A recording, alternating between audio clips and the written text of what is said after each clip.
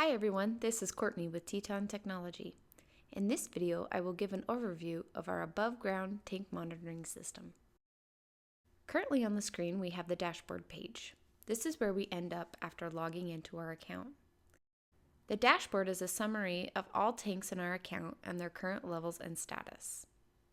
You will notice the tanks are color-coded. The color codes are based on 30% breakpoints. Any tank below 30% will show up as red, between 30 and 60% will show up as yellow, and above 60% will show up as green. This quickly gives us a general idea of what the tank levels are at a glance.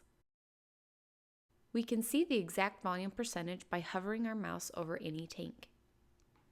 The dashboard also clearly displays the size of the tank, the current remaining gallons and ullage, as well as the tank status.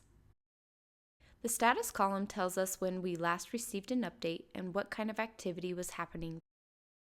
We can be notified via text messaging when there is activity at our tanks by clicking on the notify icons.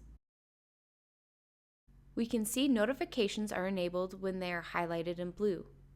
Notice that each tank has its own notification settings. To turn notifications off, just click on the icons again. Use the Live Search text box to quickly dive into specific tanks and locations. This tool is handy when we have many tanks in our account. If I would like to see all of my tanks and more, I can simply start typing more. I can clear up my search to see all of my tanks again. If I don't care about the location and would just like to see all of my dyed diesel tanks, I can start typing dyed. We also provide a % remaining slider to focus on tanks below a critical level. Combine these two features to help manage inventory.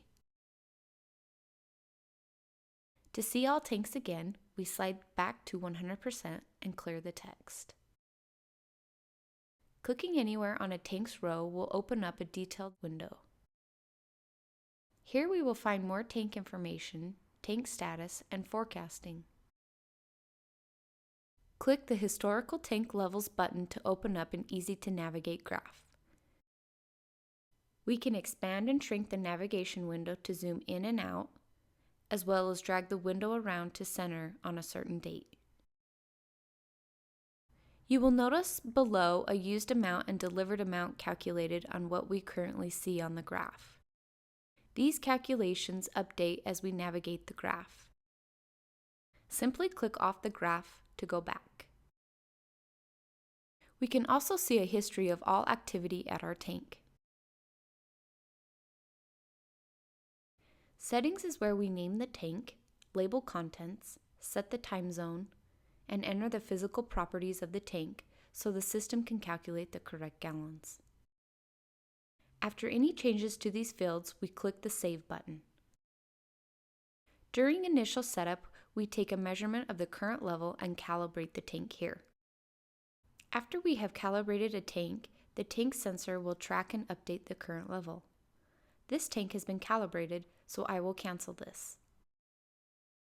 The red reset button up here is to clear historical data. This is typically used if we would like to move the sensor to a new tank. Down below, we see a list of people that have access to the tank's data. We can invite a user by clicking the Add button and simply typing in an email address and clicking OK. Removing a user is even easier. Just click on the X next to their name. To go back to the dashboard, we can just click off the detailed side window. Under the Settings tab, we can edit our personal profile settings. Thanks for joining me on this video tour of Teton Technology's tank monitoring system. For more videos and to see what else Teton Technology has to offer, go to tetontechnology.com.